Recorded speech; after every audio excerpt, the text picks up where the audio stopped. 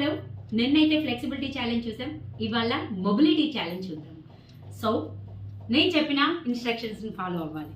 First 90-90 hip stretch, forward lunge, deep squat, backward lunge. 90-90